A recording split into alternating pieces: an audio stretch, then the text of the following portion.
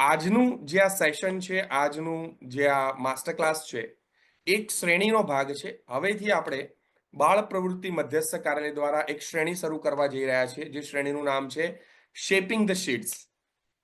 Shaping the seeds, right? Bluetooth audio connect થશે ને? થશે, બ્લૂટૂથ થી પણ કનેક્ટ થશે, નોટ એન ઇશ્યુ, રાઈટ? તો શેપિંગ ધ સીડ્સ એ આજના આ શ્રેણીનું નામ છે, અને એ શ્રેણીમાં આપણું જે પહેલું સેશન છે એનો સ્પેસિફિક ટોપિક છે, that is 4 needs for your seeds, right? જેને આપણે બ્રેકેટમાં કહીએ છીએ કિડ્સ. યસ, કારણ કે આપણા સીડ્સ એટલે આપણા કિડ્સ. તો આ જે સેશન છે શેપિંગ ધ સીડ્સ શ્રેણીનો એક પાર્ટ છે. તો ચલો ઝડપથી આ સેશનને શરૂ કરીએ. સૌથી પહેલા મારો ટૂંકમાં પરિચય આપી દઉં. Myself coach Paras Parmar. I am a parenting and life coach since last 70 years. I am a subject expert since last 20 years. Guide more than 2 lakh parents, and I'm a government and corporate coach. I'm a leadership and scientific Garbha Sanskar coach, educationist and social worker, and also from last 18 years, I am a national coordinator at BAPS Child Care and Child Development Activities, India. Right? તો yes, આ મારો એક ટૂંકમાં પરિચય છે, અને અત્યાર સુધીમાં સેંકડો હજારો લાખો લોકોને ગાઈડ કરી ચૂક્યો છું પેરેન્ટિંગની એમની આ જર્નીની અંદર. તો સૌથી પહેલા જે આજની આ શ્રેણી છે, શ્રેણીનું ટાઇટલ, આ ટાઇટલ 2008ની અંદર ગુરુવર્ય શ્રી પ્રમુખ સ્વામી મહારાજે આપ્યું હતું કે શેપિંગ ધ સીડ્સ, એટલે કે એમણે કહ્યું હતું કે સુધારો બીજમાં થાય, વૃક્ષમાં નહીં. આ એટલું સનાતન સત્ય વિધાન છે કે આપણું બાળક એ બીજ સમાન છે, અને જે કંઈ સુધારો આપણે કરવાનો છે એ બીજની અંદર કરવાનો છે. એ સુધારો થશે પછી બાળક જ્યારે મોટું થશે ત્યારે વટવૃક્ષ થઈ જશે. તો જે કંઈ પણ આપણે કરવાનું છે એ બીજમાં કરવાનું છે, અને એટલે જ આ શ્રેણીનું જે સિરીઝ છે, આખી આ શ્રેણી છે, એનું નામ જ આપવામાં આવ્યું છે શેપિંગ ધ સીડ્સ, એમના આશીર્વાદથી. અને એના અંતર્ગત આપણે જુદા જુદા સેશન્સ એ સમયાંતરે આવી રીતે ઝૂમ મિટિંગની અંદર મળતા રહીશું, જોતા રહીશું, રાઈટ? તો અત્યારે as I can see almost 500 થી વધારે પેરેન્ટ્સ જોડાઈ ચૂક્યા છે આજના સેશનમાં. I really welcome all of you, right? તો પ્રમુખ સ્વામી મહારાજને વંદના સાથે, મહંત સ્વામી મહારાજને વંદના સાથે, અને એમના વિચારોને આગળ વધારવા માટે આપણે આગળ વધીએ કે સુધારો બીજમાં થાય છે, વૃક્ષમાં નહીં. આ કેટલું સનાતન સત્ય વિધાન છે. એક ઇન્સિડન્સથી આપણે આ શરૂ કરીએ. એક ટીચર હતા, અને ટીચર જ્યાં રહેતા હતા ત્યાં એની પડોશમાં એક LIC એજન્ટ રહેતા હતા. ટીચર અને ઇન્સ્યોરન્સ એજન્ટ બંને બહુ સારા મિત્રો હતા, રાઈટ? એટલે બંનેના ઘરની બહાર આંગણું હતું, આંગણામાં સરસ મજાના વૃક્ષો અને છોડ વાવેલા હતા. હવે એક વખત એવું બન્યું કે ટીચર અને એ જે ઇન્સ્યોરન્સ એજન્ટ છે બંને એક નવો છોડ લઈને આવ્યા અને પોતાના આંગણામાં વાવ્યો. હવે ટીચર હતા એ તો રૂટીન એમનું બહુ જ બિઝી રહેતું, એટલે સવારમાં એકવાર છોડને પાણી પીવડાવી દે અને પછી બીજા દિવસે સવારે જ વારો આવે, કારણ કે આખો દિવસ તો એમને સ્કૂલ હોય, ટ્યુશન્સ હોય, બધામાં બિઝી રહે. બીજી બાજુ LIC એજન્ટ હતા, એ જ્યારે એમને કામ હોય ત્યારે જ જવાનું હોય, એટલે ફ્રી વધારે રહે. તો એ દિવસમાં સવારે પીવડાવે, પાછા બપોરે આંટો મારે ત્યારે જુએ, ફરી પાછું પીવડાવે, સાંજે પીવડાવે, રાત્રે પીવડાવે. ઈચ્છા થાય ત્યારે દિવસમાં 4, 5, 7, 8, 10 વાર પાણી પીવડાવે. અને આવી રીતે એ છોડને મોટા કરવાની પ્રોસેસ શરૂ થઈ. એવું બન્યું કંઈક કે એ અરસામાં જ વાવાઝોડું આવ્યું અને ધોધમાર વરસાદ પડ્યો. એટલે ટીચર અને એ જે ઇન્સ્યોરન્સ એજન્ટ હતા બંને ચિંતિત હતા કે અમારો જે હમણાં વાવેલો કુમળો છોડ છે એનું શું થશે આ વાવાઝોડામાં, આ ધોધમાર વરસાદની અંદર. અને જેવો વરસાદ પૂરો થયો, બંને જણા ઘરમાંથી બહાર આવ્યા, અને બહાર આવીને જોયું તો ટીચરનો જે છોડ હતો એ એઝ ઇટ ઇઝ બહુ જ સરસ રીતે, એને જરાય કંઈ નુકસાન થયું નહોતું. પણ જે ઇન્સ્યોરન્સ એજન્ટ હતા એનો છોડ એકદમ પાણીમાં વહી ગયો હતો. એટલે એણે ટીચરને પૂછ્યું કે ભાઈ, તું તો દિવસમાં એક જ વાર પાણી પીવડાવતો હતો, ને હું તો 4, 5, 7, 8, 10 જેટલી વાર જરૂર પડે એટલી વાર, અથવા નવરો પડું એટલી વાર પાણી પીવડાવતો હતો, તો પણ મારો છોડ એ આ વાવાઝોડામાં કે પછી આ વરસાદની અંદર, આ ધોધમાર વરસાદના તોફાનની અંદર ટકી કેમ ના શક્યો? ત્યારે ટીચરે બહુ સરસ વાત કરી. ટીચરે કીધું કે એનું કારણ એ છે કે હું મારા છોડને સવારે એકવાર પાણી પીવડાવતો હતો, એની જરૂરિયાત પ્રમાણે હતું. પછી જ્યારે એને વધારે પાણીની જરૂર પડતી, એ પાણી માટે મારો છોડ એના મૂળ ધીરે ધીરે જમીનમાં ઊંડા પહોંચાડતો જતો અને જમીનમાંથી પાણી ખેંચવાનો પ્રયત્ન કરતો. એના લીધે શું થયું કે એના લીધે એના મૂળ જમીન સાથે વધારે ઊંડા ગયા, ઊંડાણ સુધી ગયા. જ્યારે તું છે એ દિવસમાં 4, 5, 10 વાર એને પાણી પીવડાવતો, એટલે એને એના મૂળ ઊંડા લઈ જવાની જરૂર પડી નહીં. એટલે એ જમીન સાથે ના જોડાયેલો રહ્યો, અને જમીન સાથે તારો છોડ જોડાયેલો નહોતો, એટલે આ વાવાઝોડાની અંદર અને આ પ્રશ્નોની અંદર એ ધરાશાયી થઈ ગયો. મિત્રો, આ વાત એટલી જ સત્ય છે કે ઘણી વખત આપણે પણ આપણા બાળકનું જ્યારે ડેવલપમેન્ટ કરતા હોઈએ, આપણે પેરેન્ટિંગ કરતા હોઈએ, આપણા બાળકનો ઉછેર કરતા હોઈએ, ત્યારે ઘણી વખત આપણને પણ એવું લાગે કે આપણે એને કેટલો પ્રેમ આપવો, કેટલું એની સાથે હેતપ્રીત કરવું, કેટલી મદદ કરવી, શું કરવું. પણ આ બધું જ કરતી વખતે એક બેલેન્સ બહુ જરૂરી છે. અને એ બેલેન્સ જે છે, એ જરૂરિયાતો છે, એ આજે આપણે આ સેશનમાં સમજવાની છે.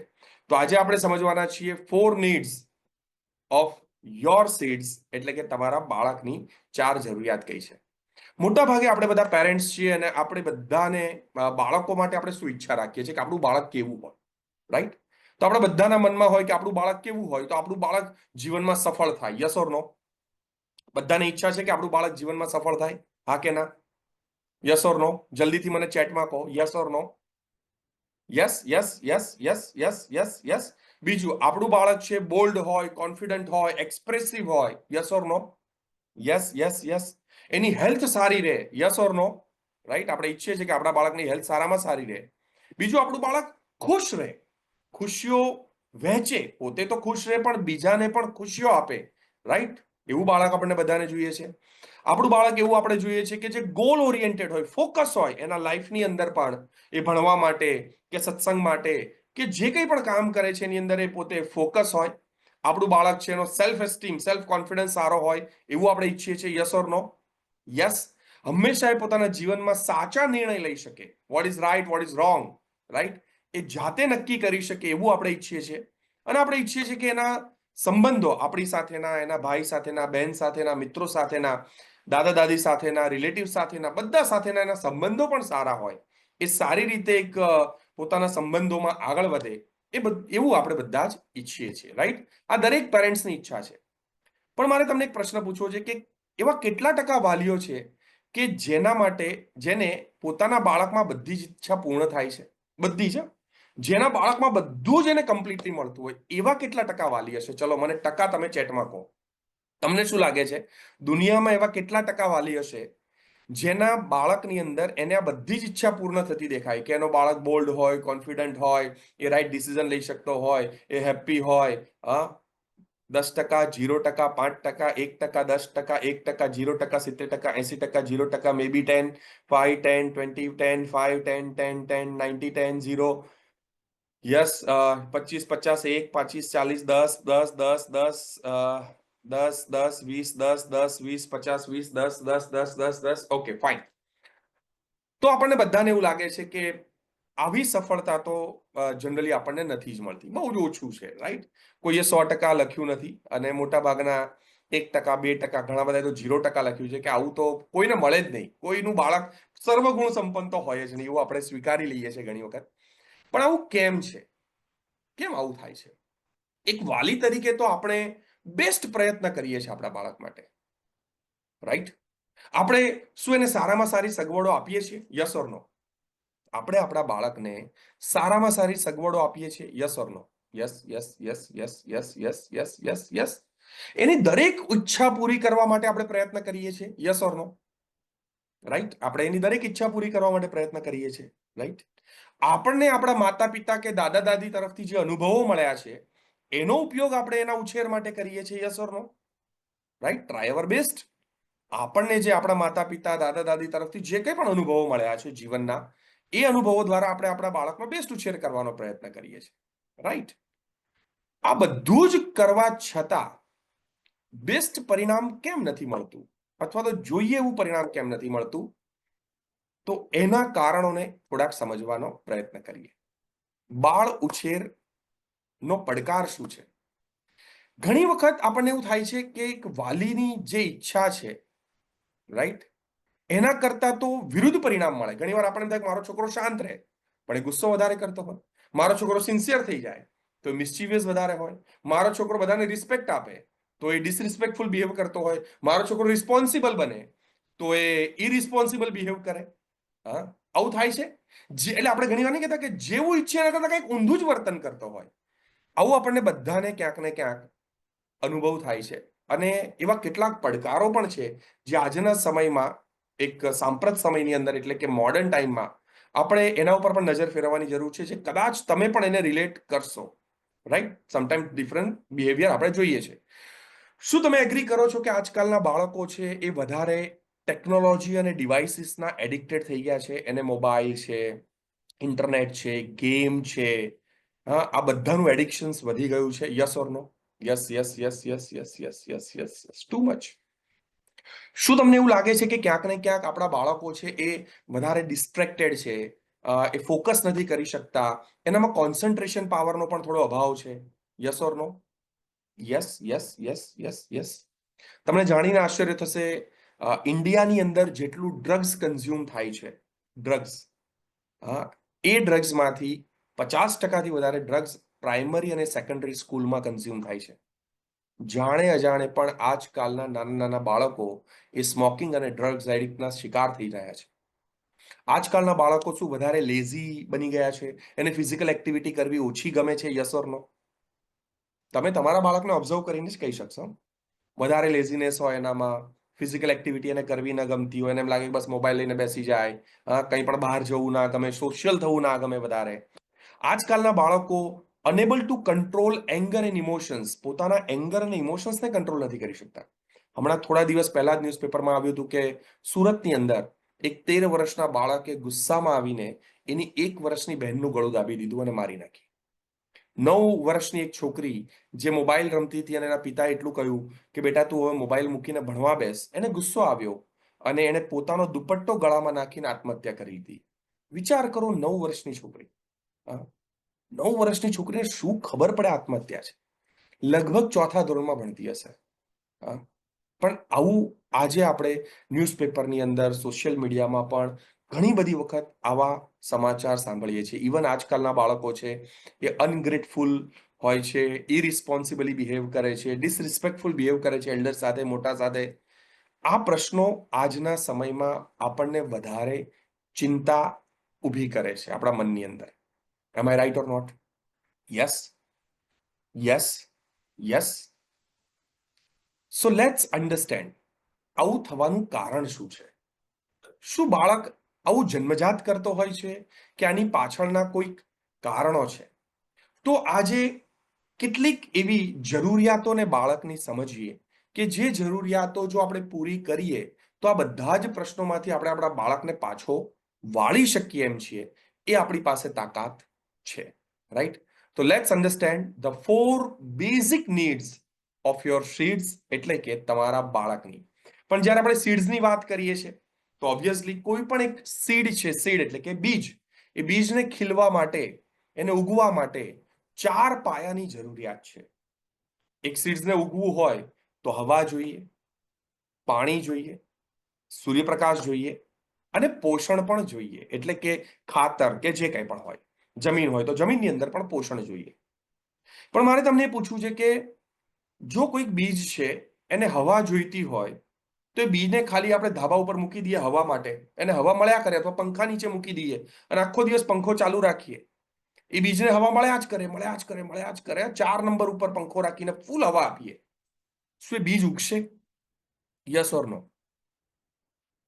નો, no, no, no, no, no, no, absolutely right. જો એ બીજને ઉગવા માટે પાણીની જરૂર છે તો એ બીજને આપણે પાણીની ટાંકીમાં જ નાખી દઈએ. પાણીની ટાંકીમાં, ફૂલ ભરેલી ટાંકી, ક્યારે એને પાણીની અછત જ ના થાય એ બીજને. એ પાણીની ટાંકીમાં નાખેલું બીજ ક્યારે ઉગશે? નો, no, no, no, no, no, no, no, absolutely right. એ બીજને ઉગવા માટે સૂર્યપ્રકાશની જરૂર છે. તો આપણે એ બીજને આપણા ધાબા ઉપર સોલર સિસ્ટમ, એટલે કે સૂર્ય જ્યાં આવતો હોય ત્યાં જ તડકામાં બરોબર તપાઈએ, રોજ મૂકી આવીએ. સવારમાં સૂર્ય ઉગે ત્યારથી લઈને સાંજ સુધી એને તડકાની અંદર મૂકી રાખીએ, શું એ બીજ ઉગશે? નો, નો, નો, નો, નો. અને ખાતરની જરૂર છે તો ખાતરની આખી જે ઓલી થેલી આવે છે, બેગ આવે છે, ગુણી આવે આખી ખાતરની ગુણી, એની અંદર બીજ દાટી દઈએ, અંદર મૂકી દઈએ, આજુ બધું ખાતર ખાતર ખાતર, બીજું કાંઈ જ નહીં, તો શું એ બીજ ઉગશે? તો પણ એ બીજ નહીં ઉગે. એનો મતલબ શું થયો? એનો મતલબ એ છે કે આ દરેક વસ્તુની સાથે જરૂર છે અને દરેકની માત્રા છે. જેટલું પાણી જોઈએ છે એટલો જ સૂર્યપ્રકાશ નથી જોતો, જેટલો સૂર્યપ્રકાશ જોઈએ છે એટલું ખાતર નથી જોતું, જેટલું ખાતર જોઈએ છે એટલી હવા નથી જોતી. આ દરેક વસ્તુની એક માત્રા છે, અને માત્રાને જો સમજીએ તો સારી રીતે એ સમજ્યા પછી એને આપીએ તો એ બીજ ઉગે છે. એમ આપણું બીજ એટલે કે આપણા બાળક. આપણા બાળક માટે પણ જેમ સીડ્સ એટલે કે બીજની અંદર આપણે જોયું કે 4 વસ્તુની જરૂર છે, એમ આપણા બાળક માટે પણ 4 એવી પાયાની જરૂરિયાત છે. એ કઈ જરૂરિયાત છે? વન બાય વન એને સમજીએ. જો આપણે ઈચ્છીએ છીએ કે આપણા બાળકનું સેલ્ફ એસ્ટીમ પાવરફુલ થાય, આપણા બાળકનું બેસ્ટ ડેવલપમેન્ટ થાય, તો એના માટેની આ 4 જરૂરિયાત છે. પહેલી જરૂરિયાત છે ધેટ ઇઝ કે આપણું બાળક એ સેફ ફીલ કરે. આઈ એમ સેફ. ઘરની અંદર બાળકને સેફ ફીલ થાય. એક એક્ઝામ્પલ તમારી સાથે શેર કરવા માંગુ છું. એક બાળક બચાવો બચાવો બચાવો બચાવો બચાવની બૂમ પાડતા પાડતા સોસાયટીની વચ્ચે ઊભું હતું. એટલે અડોશ પડોશ વાળા લોકો બધા ભેગા થઈ ગયા, અને અડોશ પડોશના લોકોએ ભેગા થઈને બાળકને પૂછ્યું કે બેટા શું થયું, તને કોણ મારી રહ્યું છે? જા તારા મમ્મી પપ્પાને બોલાવી આય જો કોઈ તને મારતું હોય તો. ત્યારે બાળકે કહ્યું કે હું મારા મમ્મી પપ્પાને નહીં બોલાવું. અડોશી પડોશીએ કીધું કેમ? તને કોઈ મારી રહ્યું છે તો તારે તો તારા મમ્મી પપ્પાને પહેલા બોલાવવા જોઈએ, તું કેમ ના પાડે છે એમને બોલાવવાની? ત્યારે બાળકે કહ્યું કે હું એટલે ના પાડું છું કે એ જ મને મારી રહ્યા છે. વિચાર કરી, શું એટલા માટે આપણે આપણા બાળકને જન્મ આપ્યો છે કે આપણે એને જ્યારે ઈચ્છીએ ત્યારે મારી શકીએ? હા? આ હક આપણને કોણે આપ્યો? આ વિચારવાની જરૂર છે. એક ફ્લેટની નીચે એક ગાર્ડન હતું. ગાર્ડનને ઉછેર કરવા માટે એક માળી રાખવામાં આવ્યો હતો. એક વખત એક માણસ, સારા એક પેરેન્ટ્સ ત્યાંથી પસાર થઈ રહ્યા હતા અને માળી એક છોડ સાથે વાત કરી રહ્યો હતો.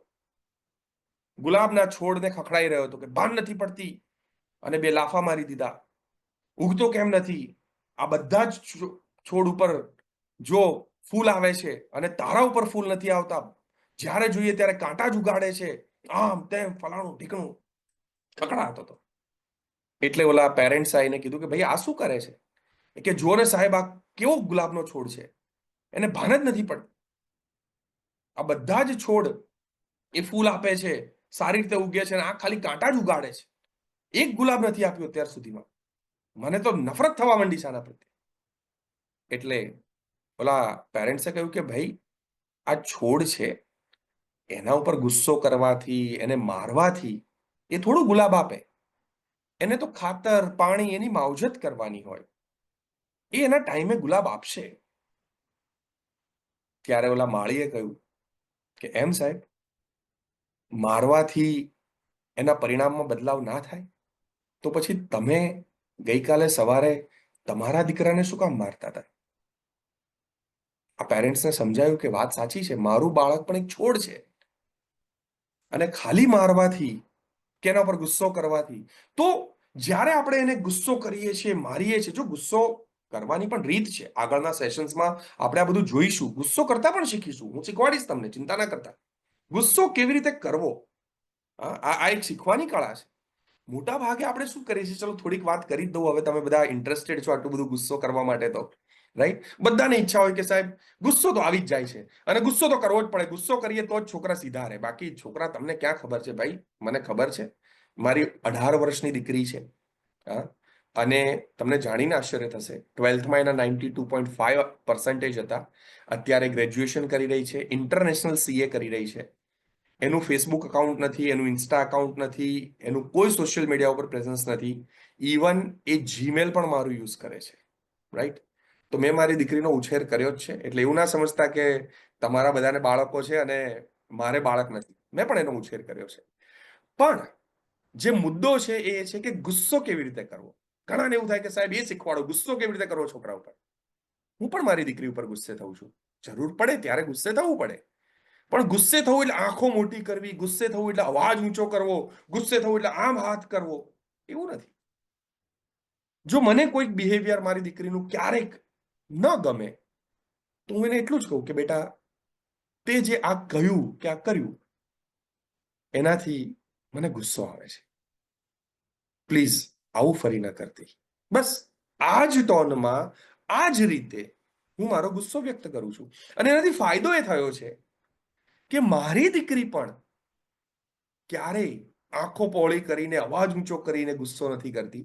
એને પણ કોઈ પણ વસ્તુ માટે ગુસ્સો આવે, કારણ કે ગુસ્સો ઇમોશન્સ છે અને ઇમોશન્સ કોઈને પણ આવી શકે, right? Because we are human, આપણે હ્યુમન છીએ, એટલે ઇમોશન્સ આપણને ગમે ત્યારે આવી શકે.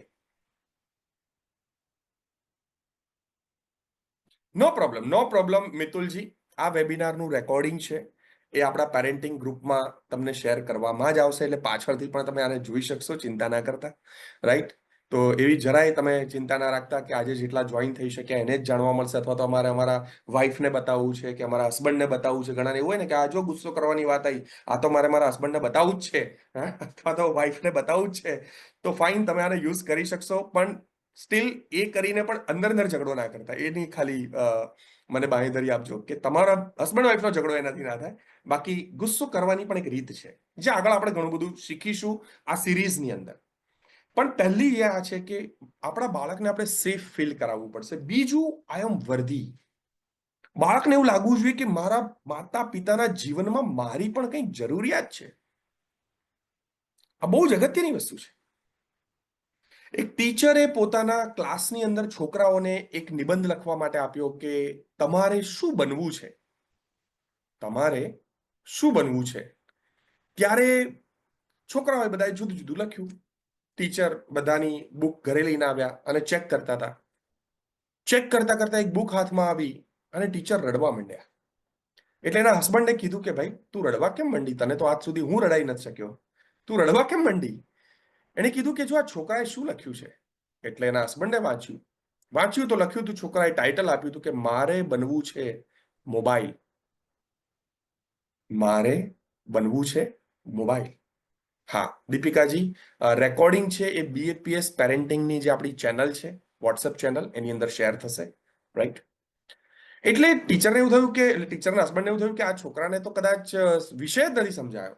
એટલે એને પછી વાંચવાનું શરૂ કર્યું કે આને છોકરાએ લખ્યું છે શું.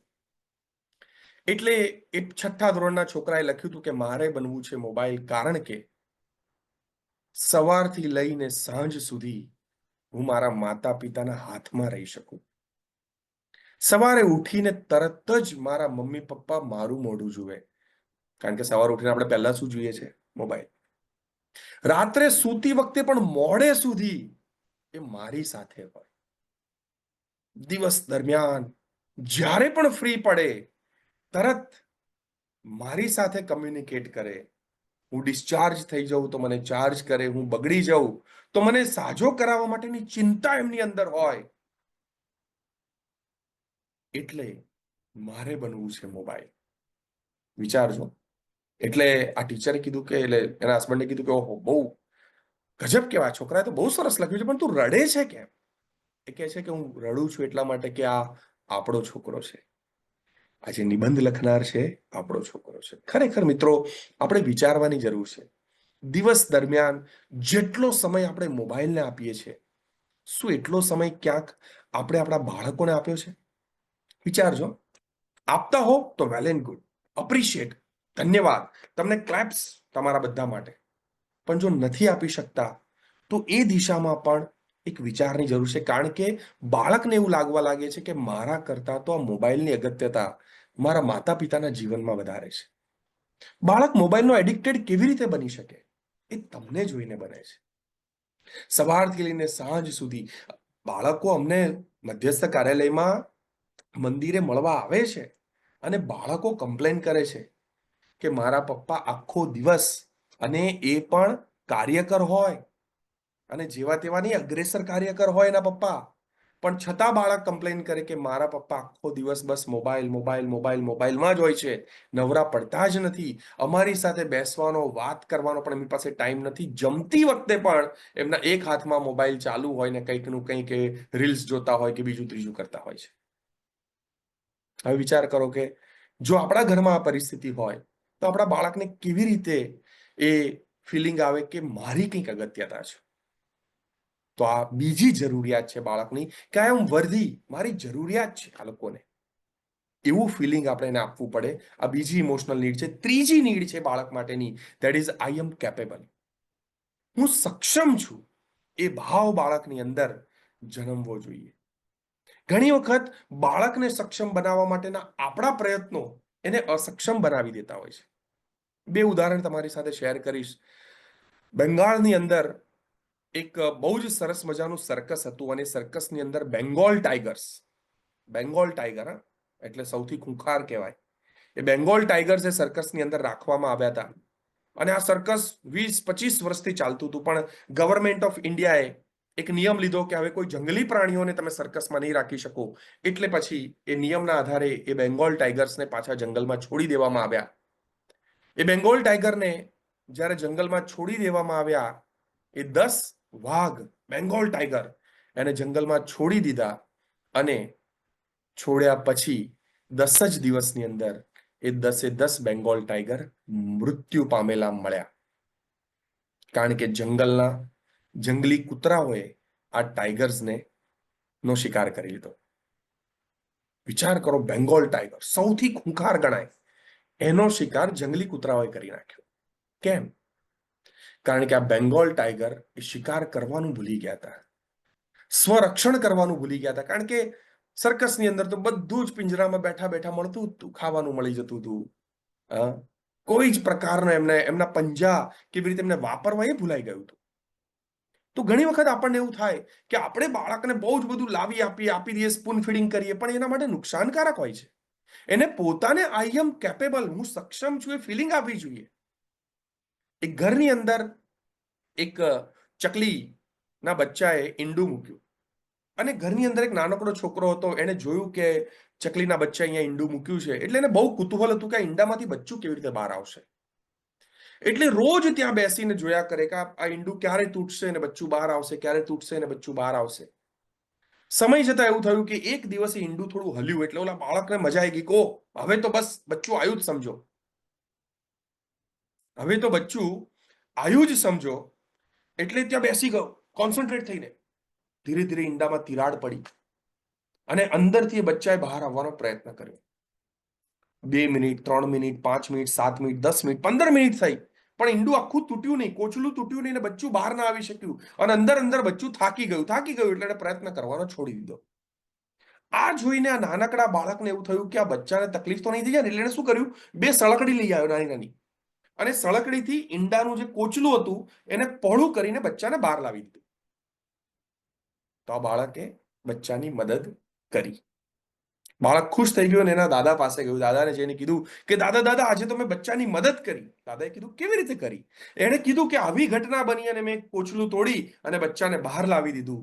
ત્યારે દાદાએ એ બાળકને કહ્યું કે બેટા, તે બચ્ચાની મદદ નથી કરી, તે તો બચ્ચાને નુકસાન કર્યું. એટલે એને બાળકે કીધું કેવી રીતે? એણે કીધું કે હવે આ બચ્ચું ક્યારેય ઉડી નહીં શકે.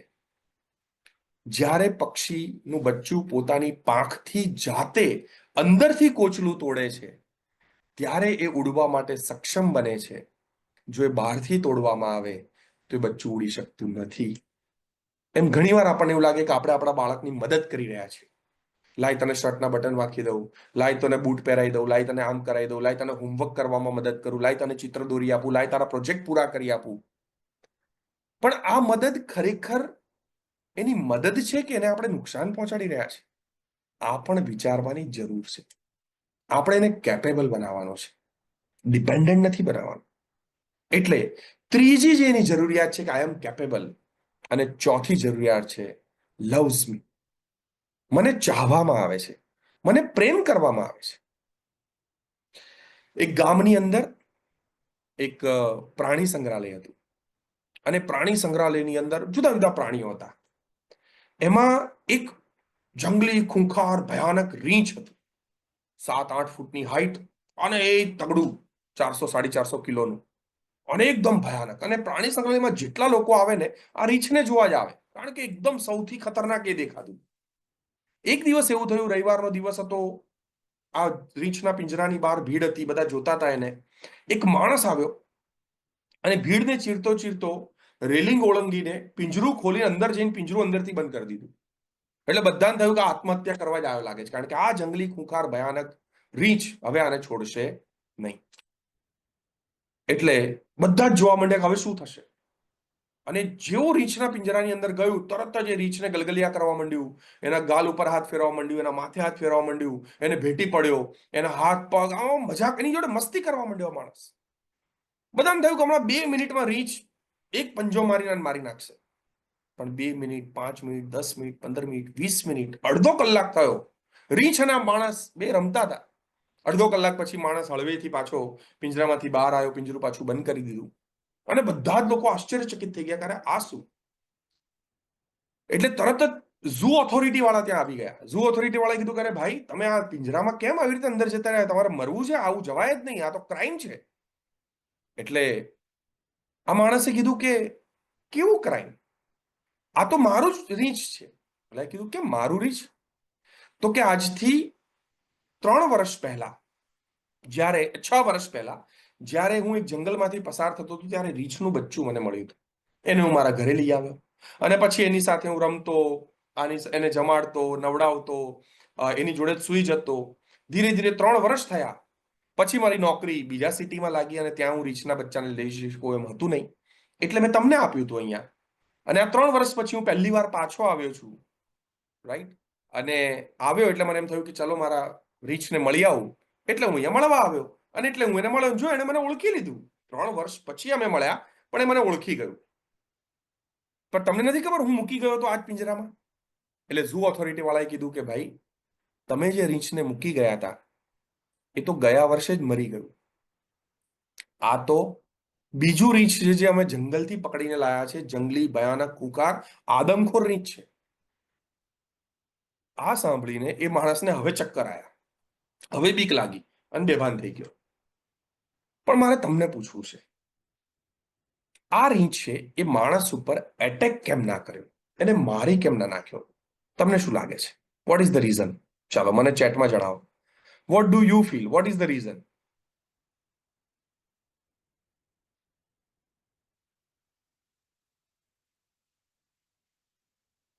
પ્રેમ, લવ, very good, absolutely right, absolutely right. આ માણસ તરફથી જે પ્રેમ મળ્યો, તો આપણે એવું કહી શકીએ કે આ પ્રેમના લીધે એ રીંછે પોતાની જે બિહેવિયર છે, આદત છે, હેબિટ્સ છે, એ બદલી કાઢી? યસ ઓર નો? પ્રેમના લીધે, આ માણસના પ્રેમના લીધે એ રીંછે પોતાનું બિહેવિયર, હેબિટ્સ ચેન્જ કરી નાખી? Yes or no? Yes, yes, yes, yes, yes.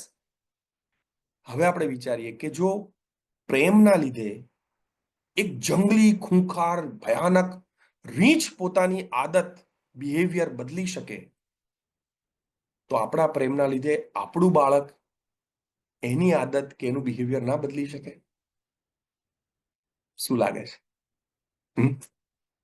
વિચારવા જેવું છે, વિચારવા જેવું છે. આપણે એની આદત બદલાવવા માટે, બિહેવિયર બદલાવવા માટે ગુસ્સો કરીએ, આમ કરીએ, તેમ કરીએ, પણ પ્રેમ આપીએ, જરૂર બદલે, પણ એ નિસ્વાર્થ પ્રેમ હોવો જોઈએ. પણ પ્રશ્ન ક્યાં છે? જો આ પ્રશ્નને પણ સમજીએ. જ્યારે બાળક પોતાને અનસેફ ક્યારે ફીલ કરે છે? બાળકને ક્યારે એવું લાગે છે કે હું અનસેફ છું? આપણે સમજવાની જરૂર છે, કારણ કે ત્યારે જ આપણે ઓબ્ઝર્વ કરી શકીશું આપણા બાળકોને આપણા ઘરની અંદર. એબ્સોલ્યુટલી. તો બાળક ક્યારે અનસેફ ફીલ કરે છે? જ્યારે ઘરની અંદર આર્થિક કકળાટ, પૈસા રિલેટેડ બધી કજિયો ચાલતો હોય, અને એ બધી ચર્ચાઓ બહુ ઉગ્ર ચાલતી હોય. આર્થિક સંકળામણો માટેની ચર્ચાઓ ઉગ્ર ચાલતી હોય, ત્યારે બાળક પોતાને અનસેફ ફીલ કરે છે.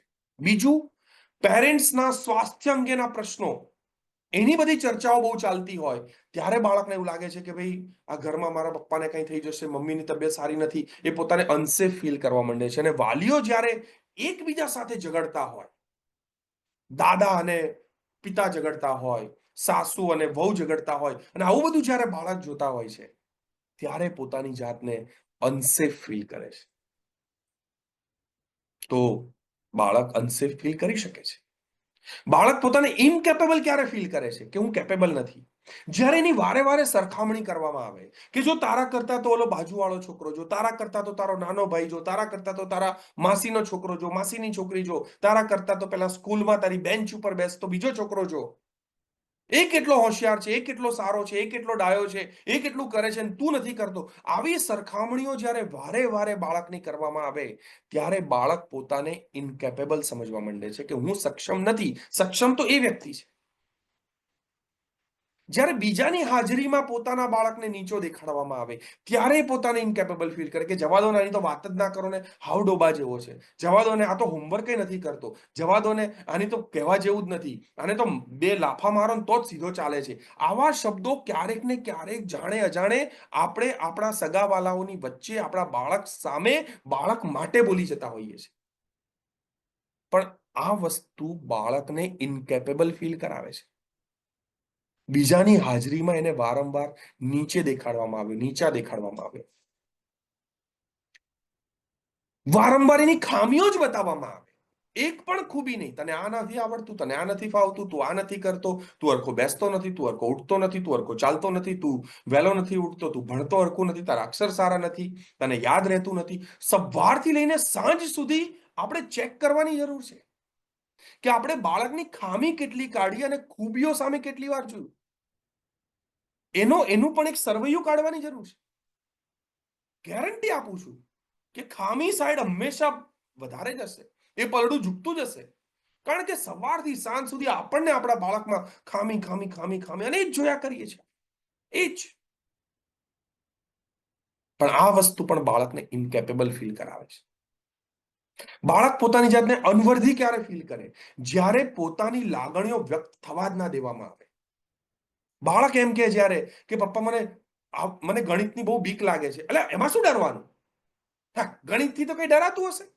પપ્પા મને અંધારાની બીક. અરે અંધારાથી તો ડરશો, હાવ નાના છોકરા જેવો છે, અંધારાની થોડી બીક લાગે, અંધારામાં શું થઈ જવાનું છે, ભૂત થોડું આવી જવાનું છે? અરે ભાઈ, ડર દરેકને લાગે. ડર એક લાગણી છે. કોઈકને અંધારાની લાગે છે, કોકને ગણિતની લાગે છે, કોકને નોકરીમાંથી કાઢી મૂકવાની લાગે છે, કોકને ધંધામાં નિષ્ફળ થવાની લાગે છે, કોકને ગરોળીની લાગે છે. નથી લાગતી? આપણે મોટા છીએ, આપણને બીક લાગે છે. હા, આપણી બીક માટેના કારણો જુદા હશે. યસ ઓર નો? આમાંથી કોઈ એવું છે કે જેને બીક ના લાગતી હોય? જો બીક લાગતી હોય તો લખો કે મી. મને બીક લાગે છે કોઈ પણ એક વસ્તુની, પણ બીક લાગે છે. બીક લાગતી હોય તો લખો મી. યસ, ઓબ્વિયસલી આપણને બધા કોઈક ને કોઈક વસ્તુની. અરે કોઈકને મરી જવાની બીક લાગતી હોય, કાંઈ હું મરી જઈશ તો એની બીક લાગતી. કોઈક ને કોઈક બીક આપણને લાગે છે, તો બાળકને પણ લાગી શકે. પણ આપણે બાળકની લાગણીને સ્વીકારતા કેમ નથી? કે બેટા, હું સમજી શકું છું કે ગણિતની બીક લાગે, હું સમજી શકું છું કે અંધારાની બીક લાગે, એમાં કઈ ખોટું નથી. બીક લાગે, પણ જો તને બીક લાગે ને ત્યારે આવું કરવાનું. પણ એવું નહીં કહેવાનું ક્યારેક એમાં શું બીવાનું, એમાં શું કામ આવું કરવાનું. એને ના નહીં પાડવાની. કારણ કે જ્યારે તમે એની લાગણીઓ વ્યક્ત જ નહીં થવા દો, એ ગમે તેવી લાગણી હોય, પોઝિટિવ હોય, નેગેટિવ હોય, પણ એને વ્યક્ત તો થવા દો એકવાર. જો એની લાગણીઓ જ વ્યક્ત નહીં થવા દો તો એ પોતાને અનવર્ધી માનશે. બાળકોના વિચારોને અગત્યતા ના આપવામાં આવે. ઘણી વખત એવું હોય, ઘરમાં મમ્મી પપ્પાને કાયમ પૂછે કે ભાઈ આજે શું જમવાનું બનાવું, પણ છોકરાએ જો કંઈ કહી દીધું હોય, હે એવું ના હોય, હવે આજે ક્યાં ફરવા જઈશું, કે આજે ક્યાં જવું છે, ક્યાં ખરીદી કરીશું, બાળકોના વિચારો શું આપણે લઈએ છીએ? આ વિચારવા જેવું છે. અરે હું તો કહું છું, ચલો ખાવાનું બનાવવાનું, એમાં બાળકોના વિચાર તમે નથી લેતા. તમારે કોઈ પ્રસંગે જવું છે, પ્રસંગમાં, એ પ્રસંગમાં તમારો છોકરો કે તમારી દીકરી કયા કપડાં પહેરશે એ પણ તમે નક્કી કરી નાખો છો. બોલો, એ એની ચોઈસનું નથી હોતું. Am I right or not? Am I right or not? તમારો દીકરો કે દીકરી લગ્નમાં કે સગાઈમાં કે કોઈકની બર્થડેમાં કે મંદિરમાં કે કોઈ પણ પ્રસંગમાં તમે જાઓ છો, ત્યારે એણે કયા કપડાં પહેરવા જોઈએ એ પણ તમારી ડિસાઈડ કરવાનું હોય છે. બોલો કેવું કહેવાય? એમાં પણ આપણે એની લાગણીને અથવા એના વિચારને લેતાય નથી. બેટા તારે શું પહેરવું છે, તને શું પહેરવું ગમશે? હવે વિચાર કરો, જે છોકરો 5મા ધોરણમાં, 6ઠ્ઠા ધોરણમાં, 7મા ધોરણમાં હોય કે ઘણીવાર તો 10મા ધોરણનો બાળક હોય, એને એના પપ્પા કે તારા આ શર્ટ ને પેન્ટ પહેરવાનું, તારા આ ટી શર્ટ ને આ જ પહેરવાનું છે, તારા આ જ બૂટ પહેરવાના છે. 10મા ધોરણનો છોકરો એના કપડાનું ડિસિઝન ના લઈ શકતો હોય, આગળ જઈને એના કેરિયરનું ડિસિઝન કેવી રીતે લેશે? એને જીવનમાં મુશ્કેલીઓ આવશે તો એ નિર્ણયો કે પછી પપ્પા પાછળ દોડશે, પપ્પા હવે શું કરું, મમ્મી હવે શું કરું, ગભરાયા જ કરશે ભાઈ. તો એને આટલા નિર્ણય તો જાતે લેવા દો, પણ આપણે એના વિચારોને અગત્યતા આપતા નથી. વેરી ગુડ, બહુ સરસ નિશાબેન. પણ અગેન હું કહું છું કે 12 વર્ષ સુધી તમે નિર્ણય લેતા હતા, એના કરતા આ જ વસ્તુ 2 વર્ષની દીકરી થાય ને ત્યારથી શરૂ કરી શકાય. અરે 2 વર્ષની નહીં, 1 વર્ષની થાય ત્યારથી કરી શકાય. એને અમુક નિર્ણયો જાતે લેવા દેવા દઈ શકાય. ધારો કે એને કાંઈ જ એની સામે નાનું બાળક છે, ચલો આપણે એવું માનો કે 1 વર્ષનું બાળક છે, એની સામે 2 કપડાં રાખીને એને બતાવો બેટા 2 માંથી તારે કયા પહેરવા છે, બાળક જે બાજુ આંગળી કરે કે ગમે તે પકડે કોઈ કપડું એ એને પહેરાવો, શું ફરક પડવાનો છે? Very good Shivamji, I really appreciate. જો તમારું બાળક દરેક કાર્ય જાતે કરતો હોય તો આઈ રિયલી એપ્રિશિએટ. પણ આ કરી શકાય. એને એના નાના નાના નિર્ણયો તો લેવા દઈએ, પણ આપણે તો એના વિચારોને જ અગત્યતા નથી આપતા. અને અનવર્ધી એને ક્યારે ફીલ થાય? જ્યારે મોટે ભાગે પેરેન્ટ્સ એના દેખાવ માટે એની નિંદા કરે. તું બહુ જાડિયો થઈ ગયો છે, હાવ કાળિયો છે, અને જો તો તને તો વાળ ઓળતા આવડતું નથી, ને તારો તો નાક કેવું મોટું છે, ને ફલાણું છે ને ઢીકણું છે. ઘણીવાર મા બાપ જ બાળકના દેખાવ અંગે નિંદા કરતા હોય છે બાળકની. ત્યારે એને એવું ફીલ થાય છે કે આ મનવર્ધી, મારી જરૂરિયાત નથી. અને અનલવ્ડ જ્યારે હંમેશા એની ટીકા જ કરવામાં આવે, કંઈ પણ કરે એની ટીકા થાય, એને સમય ના આપવામાં આવે, એને પ્રેમ ના આપવામાં આવે, ત્યારે અનલવ્ડ ફીલ કરે છે કે મને કોઈ ચાહતું નથી. પણ જ્યારે આવી ફિલિંગ્સ એનામાં જન્મે છે, પછી શું થાય છે?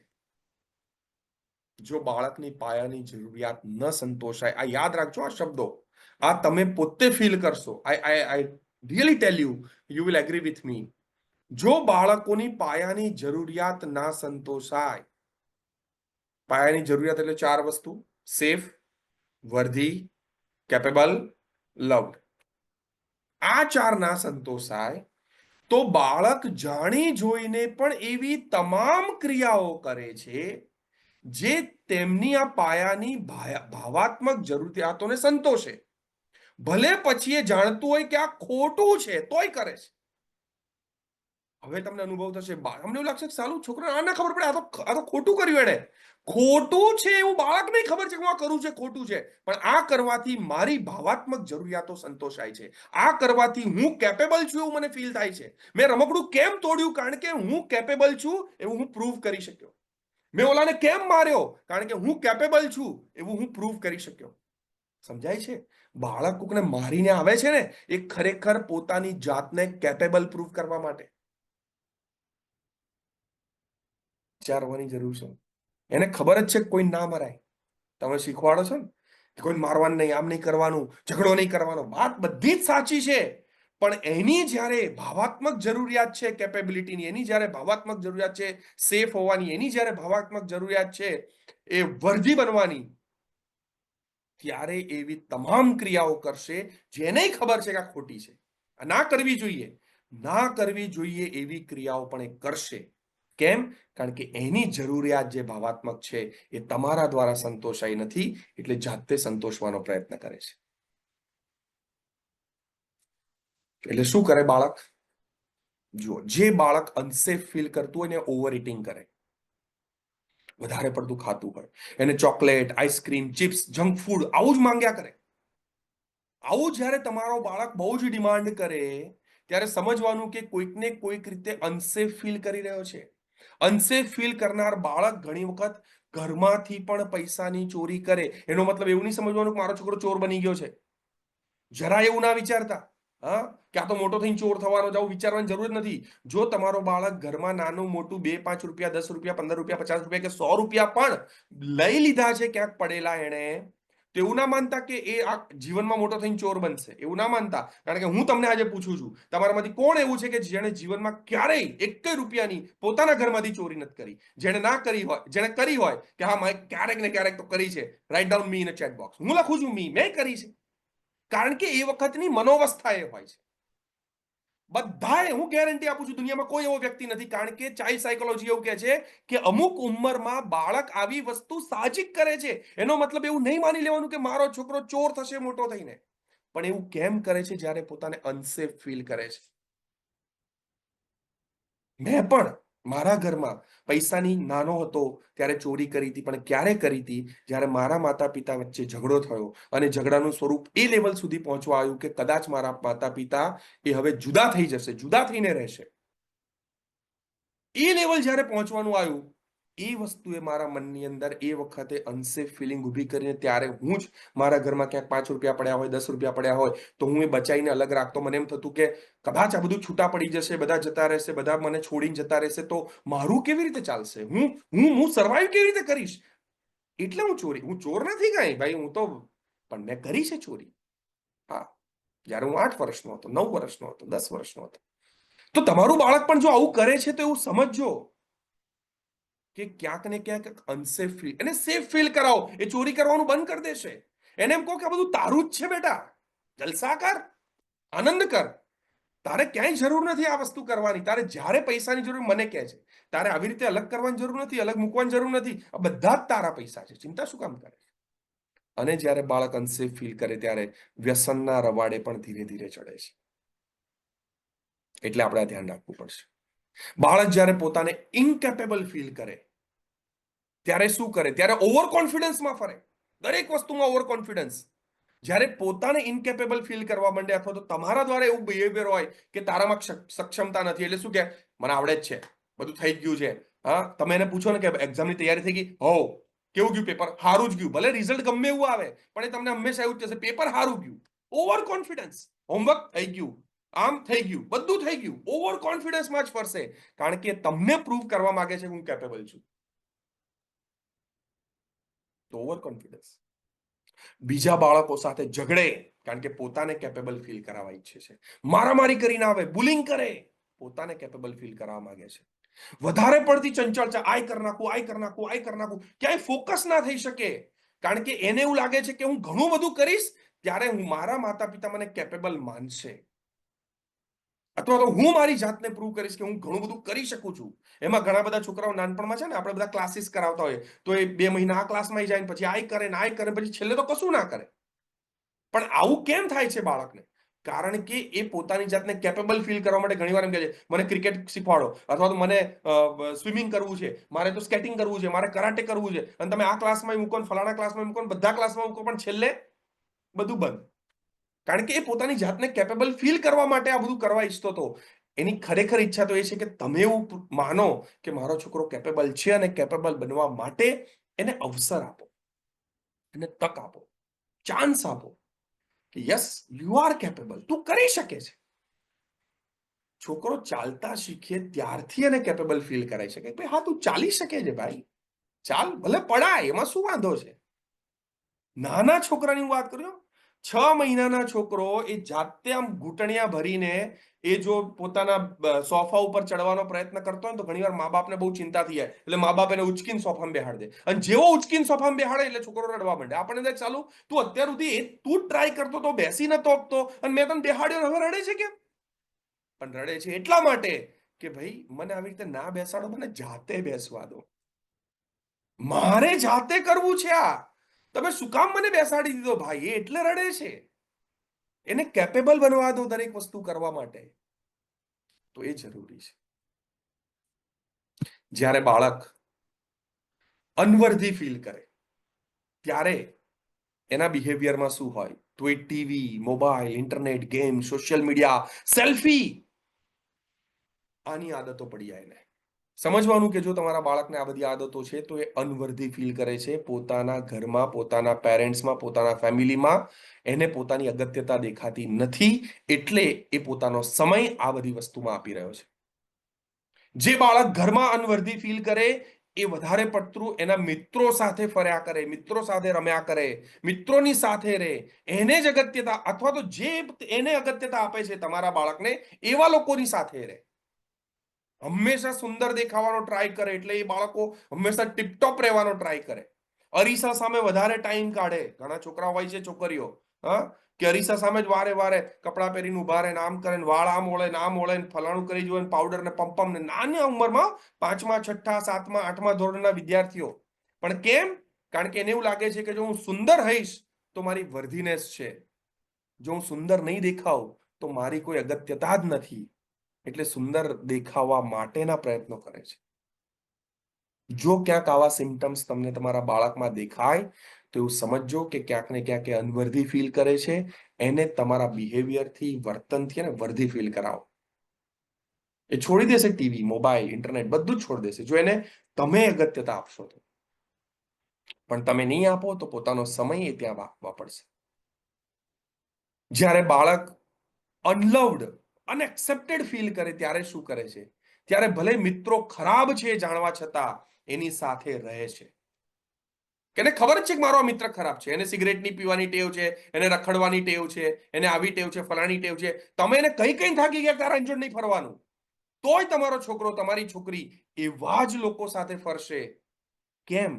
કારણ કે એને એવું લાગે છે કે એ લોકો કઈ નહીં તો અમને ટાઈમ તો આપે છે, મારી સાથે બેસે તો છે, વાત તો કરે છે. મારા ઘરના તો એ નથી કરતા. મારા પપ્પા મારી સાથે ક્યારે બેસતા નથી, મારા મમ્મીએ ક્યારે મારી વાત સાંભળી નથી. તો ભલે મારો મિત્ર એ સિગરેટ પીતો હોય, કે એ બાઇક ચલાવતો હોય રફ, કે એ ગાળાગાળી કરતો હોય, ગમે તેવો ખરાબ છે, ખબર છે ને કે મારો મિત્ર ખરાબ છે, પણ એ મારી સાથે બેસે છે ને મારી વાત સાંભળે છે. બસ બહુ થઈ ગયું. મારા મમ્મી પપ્પા તો સાંભળતા જ નથી. એ તો સાંભળે છે, ભલે ગમે એવો છે, અને મારા મમ્મી પપ્પા ગમે એટલા હારા છે, પણ મારી વાત તો સાંભળતા નથી. શું કરવાનું? સમજાય છે તમને પ્રશ્ન? પ્રશ્ન જુદા છે. વધારે પડતી જીદ બાળક કરે જ્યારે એ અનલવ્ડ, અનએક્સેપ્ટેડ, કારણ કે એને એક્સેપ્ટન્સ આપવું છે કે ભાઈ હું કહું એક મને તો કંઈક સમજો. ધમાલ કરે, તોફાન કરે, કારણ કે એ સેન્ટર ઓફ એટ્રેક્શન બનવા માંગે છે. આ જીદ, ધમાલ અને તોફાન બાળક શું કામ કરે છે? એ પોતાના તરફ બધાને એટ્રેક્ટ કરવા ઈચ્છે છે કે ભાઈ હું છું, મને પણ અગત્યતા આપો. ઘણી વખત એ બાળક વારે વારે બીમાર છું, મને તાવ આવે છે, મને માથું દુખે છે, આવી ફરિયાદો કરે. કેમ? કારણ કે જ્યારે આવી ફરિયાદ કરે ત્યારે મમ્મી કે પપ્પા એને વધારે ટાઈમ આપે છે. જ્યારે બાળક એમ કે આજે મારી તબિયત નહીં સારી, એટલે મમ્મી કેમ બેટા લઈ સુઈ જા, તારું માથું દાબી દઉં, તારું બેસું. એ મમ્મી જ્યારે 15 મિનિટ, 20 મિનિટ, અડધો કલાક બાળક જોડે બેઠી, એને ગુડ ફીલ થાય છે. કારણ કે રૂટીનમાં તો મમ્મી મારી જોડે બેસતી જ નથી, પપ્પા મને સાંભળતા જ નથી, મારી જોડે બેઠા જ નથી. તો એ વારે વારે આવા બહાના ઉભા કરશે કે મારી તબિયત સારી નથી, મને તાવ આવે છે, મારું માથું દુખે છે, મને પેટમાં દુખે છે. ખરેખર કશું જ નથી થતું એને, પણ એ આવું કહીને તમને પોતાની નજીક બેસાડવા માટે, લાવવા માટે એ આ પ્રયત્ન કરે છે.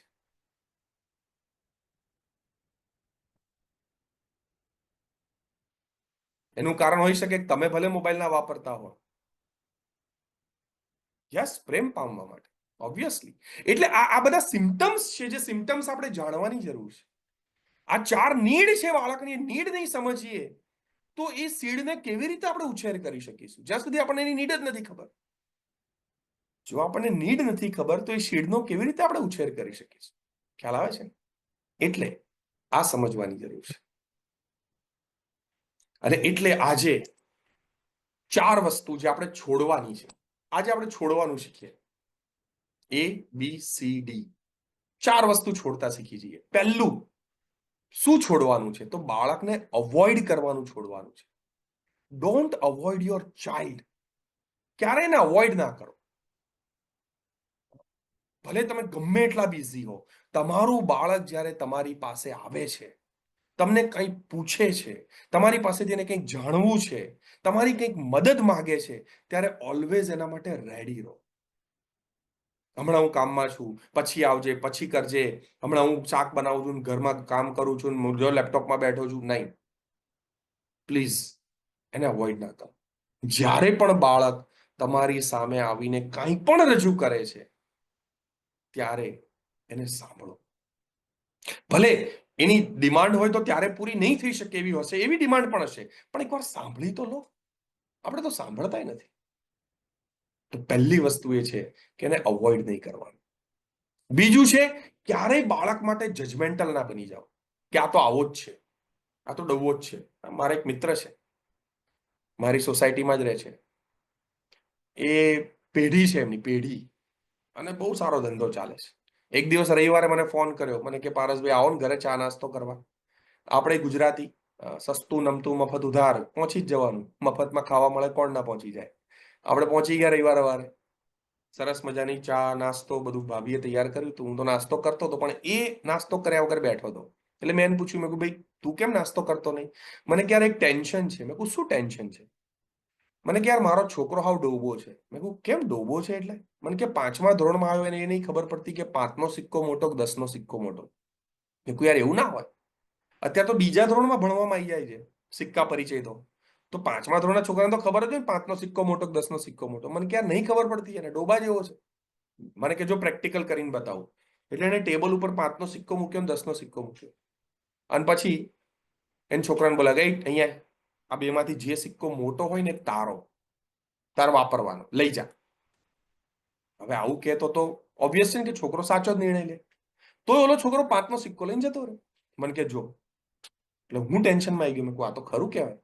મને કે યાર મને એક ટેન્શન છે, કંઈક કરો ને યાર, આને કંઈક શીખવાડો પારસભાઈ તમે. કઈ વાંધો નહીં, વિચારીએ. સાંજે હું મારા ઘેર બેઠો હતો, એનો છોકરો બહાર રમતો હતો સોસાયટીમાં, એટલે મેં બોલાવી અહીંયા. મેં 5નો સિક્કો મૂક્યો, 10નો સિક્કો મૂક્યો. મેં એને કીધું, મેં કુલે આ બેમાંથી મોટો સિક્કો કયો? તો આંગળી બતાડીને કે 10નો. મેં કહું હોય, સવારે તારા બાપાએ તને આજ રમત રમાડી હતી તો તું 5નો સિક્કો લઈને ગયો હતો. અત્યારે તું મને 10નો કહેજે મોટો. આવું કેમ? મને કે જો અંકલ, તમારા જેવા કોઈ પણ માર ઘેર આવે ને, મારા પપ્પા આજ રમત રમાડે છે અને હું કાયમ 5નો જ સિક્કો ઉપાડું છું, એટલે આ રમત ચાલુ છે. જે દાડો મેં 10નો સિક્કો ઉપાડ્યો ને, ગેમ ઇઝ ઓવર.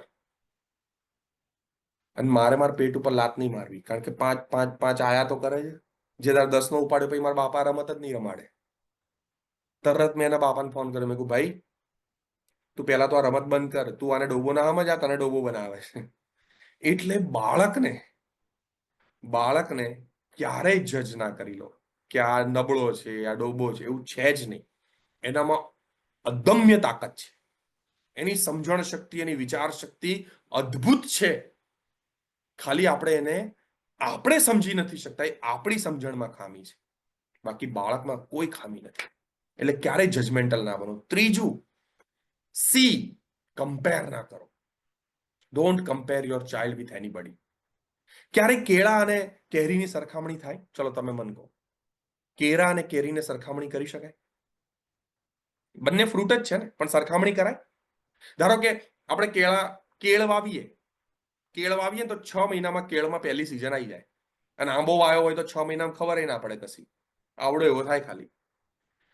12 મહિનામાં 2 સિઝન આવી જાય કેળમાં, આંબામાં કશું ના દેખાય. આંબામાં પહેલી સિઝન આવતા મિનિમમ 5 વર્ષ થાય. કેટલા વર્ષ થાય? 5 વર્ષ. જ્યાં સુધીમાં કેળમાં કેટલી સિઝન આવી ગઈ છે? 10 સિઝન. દર 6 મહિને સિઝન આવે કેળમાં. તો કોણ હોશિયાર, આંબો કે કેળ? ચલો તમે મને કહો, કોણ હોશિયાર, આંબો કે કેળ? કારણ કે કેળ ફટાફટ રિઝલ્ટ આપે છે, આંબો તો રિઝલ્ટ 5 વર્ષે એકવાર આપે છે. હોશિયાર કોણ? You can not compare. Absolutely right. ફટાફટ રિઝલ્ટ આપે છે કેળ, પણ એ શું રિઝલ્ટ આપે છે? કેળા. કેટલા રૂપિયા ડઝન? 30 રૂપિયે, 40 રૂપિયે. બીજી બાજુ હાફૂસ 120 રૂપિયાની એક. એ ડઝન લેવા જાવ તો 1500ની પેટી આવે. સમજાય છે? તો જો તમારું બાળક ભણવામાં થોડું વીક હોય, નબળું હોય, તો શું સમજવાનું? આંબો છે, મોડું રિઝલ્ટ આપશે, ચિંતા ના કરતા, પણ એ કેરી આપશે. એટલે ક્યારેય કમ્પેર ના કરો. Don't compare your child with anybody. કોઈ પણ બાળક સાથે ના કરો. ઓલો આમ છે ને તું આવો છે, ને ઓલો આમ છે ને તું. આ તો સારું છે, આપણા છોકરા આપણી કમ્પેર નહીં કરતા. છોકરો કમ્પેર કરે ને તો આપણો ધૂળધાણી થઈ જાય. છોકરો આપણને કે પપ્પા કેટલો પગાર છે? બેટા 60,000. હા, એટલે પડોશ વાળાને તો 1.5 લાખ છે. શું કરો તમે આવું કે તો? હા, સણસણ તો જવાબ આપી દે કે બાજુવાળા કાકાને તો 1.5 લાખ છે, તમે હું 60,000 પડ્યા રહ્યા છો. કેવું લાગે તમને? હા, વજ્રઘાત થઈ જાય ને. અને પાછો દર મહિને પૂછે આ મહિને કેટલો આવ્યો, આ મહિને કેટલો આવ્યો, આ મહિને કેટલો આવ્યો. તો આપણે શું કે, અલ્યા ભાઈ દર મહિને થોડો કઈ પગાર વધી જતો, વર્ષે એક જ વાર વધે. તો તમે દર મહિને છોકરાને નહીં પૂછતા દરેક ઓલી ટેસ્ટ પછી આ મહિને કેટલું રિઝલ્ટ આવ્યું, આ મહિને કેટલું રિઝલ્ટ? તો એ બિચારો એવું જ કહે કે ભાઈ દર મહિના રિઝલ્ટમાં ના બદલાવ આવી જાય. કઈ બદલાવ આવવાનો હોય તો વર્ષે આવશે એકવાર ભાઈ. તમે ઉતાવળ ના કરો. કઈ જેમ તમારો પગાર દર મહિને નહીં બદલાઈ જતો એમ રિઝલ્ટ દર મહિને. ભાઈ શાંતિ રાખો, ધીરજ રાખો, થશે, એ ઉગે છે. પણ જો કેળ અને આંબો બંનેમાં સૌથી અગત્યનું શું છે ખબર છે? એની માવજત કરનાર માળી અગત્યનો છે. એ ક્યારેય એવું નથી કરતો કે ના આંબો તો 5 વર્ષે રિઝલ્ટ આપવાનો છે ને તો એને અઠવાડિયે 10 દિવસે પાણી પાઓ અને કેળને રોજ પાણી પાઓ. એવું નથી કરતો. એ બંનેની માવજત સેમ કરે છે. બંનેની માવજત સેમ કરે છે. એ ખાતર, પાણી, માવજત, કેર બધું સેમ કરે છે. ભલે રિઝલ્ટ બેના જુદા જુદા છે, પણ એ ક્યારેય પોતાના તરફથી જે આપવાનું છે ને એમાં કસર નથી છોડતો. એ જરૂરી છે. That is important. So don't compare your child with anybody. એ બહુ જ એને હર્ટ કરે છે. અને D for direction. Wrong direction. ઘણી વખત આપણી ડિરેક્શન ખોટી હોય છે. એક ઝૂની અંદર પ્રાણી સંગ્રહાલયમાં એક કાંગારૂને લાવવામાં આવ્યું અને કાંગારૂને જે પાંજરામાં રાખવામાં આવ્યું એની આજુબાજુ ફેન્સિંગ કરવામાં આવી. 10 ફૂટની ફેન્સિંગ. 10 ફૂટની ફેન્સિંગ કરી. બીજા દિવસે જોયું તો કાંગારૂ બહાર આટા મારતું હતું. એટલે પાછા એને પકડી લાયા. ફેન્સિંગ 20 ફૂટની કરી. બીજા દિવસે પાછું કાંગારૂ બહાર. ફેન્સિંગ 30 ફૂટની કરી. બીજા દિવસે પાછું કાંગારૂ બહાર. ફેન્સિંગ 40 ફૂટની કરી. કાંગારૂ બહાર. 50 ફૂટની કરી. કાંગારૂ બહાર. 60 ફૂટની કરી. કાંગારૂ બહાર. 70 ફૂટ ફેન્સિંગ કરી. કાંગારૂ બહાર. એટલે કાંગારૂની બાજુના પિંજરામાં ઊંટ હતું. એટલે ઊંટે કાંગારૂને પૂછ્યું કે આ લોકોને ક્યાં સુધી ફેન્સિંગ ઊંચી કરવી પડશે? એટલે કાંગારૂએ કીધું કે જ્યાં સુધી દરવાજો બંધ ના કરે ત્યાં સુધી. હું ક્યાં કૂદીને જઉં છું? દરવાજો ખુલ્લો છે, રોજ હું તો અહીંથી જ બહાર જઉં છું, પણ આ લોકોને એવું લાગે છે કૂદીને જઉં છું એટલે ફેન્સિંગ ઊંચી કર્યા કરે છે. એમ આપણે આપણા બાળક માટેની ડિરેક્શન શું છે? આપણે ઘણી વાર શું કરીએ, તું 2 કલાકમાં છે, 3 કલાકમાં, 4 કલાકમાં, લાય તારું ટાઈમ ટેબલ બનાવી દઉં, 10 કલાકમાં. એટલે પણ એનું કાંગારૂ બહાર છે. એનું મનનું કાંગારૂ અત્યારે ભણવામાં નથી, એ બહાર રખડવા માંડ્યું છે. તમારી ડિરેક્શન બદલવાની જરૂર છે. જો ડિરેક્શન નહીં બદલીએ તો એનું કાંગારૂ બહાર ફરતું રહેશે. આપણે વિચારવાની જરૂર છે કે એના કાંગારૂને અંદર લાવવા માટે કરવાનું શું છે, એ આપણે પહેલા વિચારવાનું છે. એ કાંગારૂ માટે કયો દરવાજો બંધ કરવાનો છે? ફેન્સિંગ ઊંચી નથી કરવાની. આ લાવી આપો, આ લાવી આપો, ફલાણું લાવી આપો, એને ફલાણું કરી આપો, ફેસિલિટીનો ઢગલો કરી દીધો, પણ કાંગારૂ બહાર ફરે છે. નાના નાના છોકરાઓને આપણે જોઈએ જ છે. નાના છોકરાઓને એટલા બધા રમકડા હોય ઘરમાં, એટલા બધા રમકડા માતા પિતા લાવી દીધા હોય, પણ છોકરો શું કરતો હોય ખબર? છોકરો છે ને વાડકી ઊંધી કરીને વાડકી ફેરવતો. એટલે આટલી બધી ગાડીઓ લાવ્યા છે તારા માટે, પણ એ વાડકી ફેરવે છે. કેમ? એને મજા વાડકીમાં આવે છે. તો આપણે શું આપવાનું છે ને શું આપી રહ્યા છીએ? ડિરેક્શન. ફેસિલિટી આપવાની છે, પણ એનાથી પહેલા એની આ 4 જરૂરિયાત પૂરી કરવાની છે. સાચી ડિરેક્શન. ફેસિલિટીની જરૂર નહીં પડે આપવાની. કદાચ ઓછી ફેસિલિટી હશે ને તોય તમારો બાળક વધારે આગળ વધી શકશે, વધારે જલ્દી કેપેબલ બનશે. હા. અહીંયા લખ્યું છે જયેશસિંહજીએ કે મારો દીકરો આજે પણ વાસણ જ રમે છે, અત્યારે પણ રમે જ. છોકરાઓને એમાં મજા આવે છે, એમાં કઈ ખોટું નથી. હા. જિગ્નેશભાઈ કહે છે કે સાહેબ આ વિડીયો યુટ્યુબમાં અપલોડ કરી દો. કરી દઈશું, યુટ્યુબમાં અપલોડ કરી દઈશું, એમાં શું ફરક છે? સારું જ છે. જેટલા વધારે પેરેન્ટ્સ આ જાણશે એટલા વધારે પેરેન્ટ્સ આ વસ્તુને સમજવાનો પ્રયત્ન કરશે, અને જેટલા વધારે પેરેન્ટ્સ આને સમજશે એ દરેક પેરેન્ટ્સની પેરેન્ટિંગની જર્ની સારી બનશે. બીએપીએસ સંસ્થાની બાળ પ્રવૃત્તિનો આશય આ છે. પરમ પૂજ્ય મહંત સ્વામી મહારાજનો આશય આ છે કે ખરેખર જો દરેક મા બાપ એના બાળકના ઘડતરની અંદર સાચી દિશામાં એક ડગલું પણ માંડી દેશે ને તો જે પ્રશ્નો આજે આપણને સમાજમાં દેખાય છે પ્રશ્નો બધા જ બદલાઈ જશે. પ્રમુખ સ્વામી મહારાજ આમ તો એવું નતા કહેતા કે જો તમે તમારા સંતાનોને નહીં સાચવો તો સંતતિ અને સંપત્તિ બંને ગુમાવવાનો વારો આવશે. આ સત્ય છે. જો આપણે આપણા બાળકોને નહીં સાચવી શકીએ તો. Thank you. તો સમજવાનું આ છે. યસ, અહીંયા રજનીકાંતજી કહે છે કે અમારો આકર્ષ એટલે કે અમારો બાળક એ ચમચો જ રમે છે, કાંઈ મોટો ચમચાથી જ રમ્યા કરે. હા, ગુડ, એમાં કઈ ખોટું નથી, રમવા દો. પણ એની સાથે સાથે આ 4 જરૂરિયાતોને પૂરી કરવાની છે. મહંત સ્વામી મહારાજ હંમેશા આ બાબતમાં ચિંતિત છે. અમે જ્યારે બાળ પ્રવૃત્તિના સંતો અને કાર્યકરો બધા ભેગા થઈને મહંત સ્વામી મહારાજ પાસે જઈએ અને ચર્ચા કરીએ ત્યારે હંમેશા એમને એ વિષયમાં અમને માર્ગદર્શિત કરે છે કે વાલીઓને આના માટે તમે જાગૃત કરો. આજનું આ સેશન અને હવે આ સિરીઝ ચાલુ કરવા પાછળના વિચારની પ્રેરણા પણ મહંત સ્વામી મહારાજ છે. સદગુરુ સંતવર્ય ઈશ્વરચરણ સ્વામીના આશીર્વાદથી, એમના માર્ગદર્શનથી આ સિરીઝ ચાલુ થઈ છે. અને આ સિરીઝ સતત ચાલતી રહેશે. જો તમારા જેવા ઇન્ટરેક્ટિવ પેરેન્ટ્સ હશે, એમને આ ગમશે, એમને આ યુઝફુલ લાગશે, ઉપયોગી લાગશે કે ના ખરેખર અમારે પણ આ જાણવું છે, શીખવું છે, એપ્લાય કરવું છે, કારણ કે આ અમારા માટે જરૂરી છે. જો તમને એવું લાગતું હશે તો આ સિરીઝ સતત ચાલતી પણ રહેશે, ચિંતા ના કરતા. અને એ પણ ફ્રી, કોઈ 1 રૂપિયો લેવાનો નથી તમારી પાસેથી, એટલે ચિંતા ના કરતા. 1 રૂપિયો નહીં માંગીએ તમારી પાસે, કારણ કે સંસ્થાનો આશય જ આ છે કે સામાજિક રીતે બીએપીએસ સંસ્થા is a socio spiritual organisation. તો આ એક સમાજ સેવા છે. તો એ જરૂરી છે.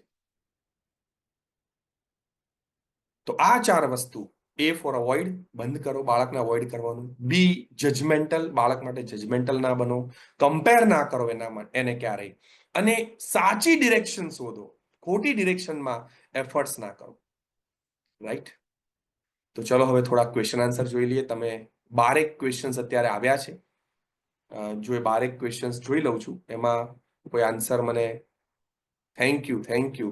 ઘણા બધા અહીંયા લખે છે. તમને આજનું સેશન કેવું લાગ્યું તમે આ ચેટમાં પણ લખી શકશો, અને પછી તમને તમારા જે ગ્રુપ છે એ ગ્રુપમાં પણ એક ફીડબેક ફોર્મ આવશે, તમે ભરી શકશો.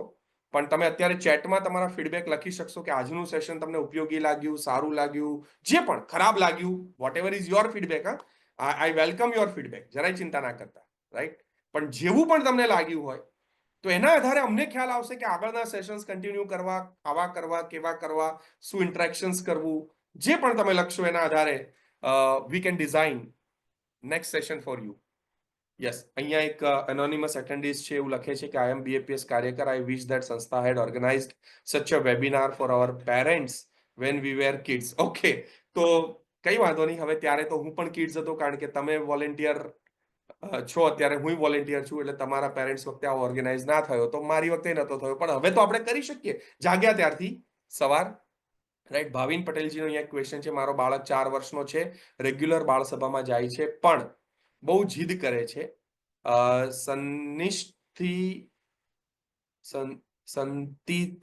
શાંતિથી સમજાવીએ છીએ તો પણ સત્સંગ દીક્ષાના 55 શ્લોક કર્યા છે, હવે ના પાડે છે. સ્વામીએ પણ સમજાવ્યો તો પણ ના જ પાડે છે. તો જરૂરી માર્ગદર્શન આપશો કે જેથી. ઓકે, સૌથી પહેલા એ સમજો, એને પૂછો કે તારે કેમ નથી કરવા.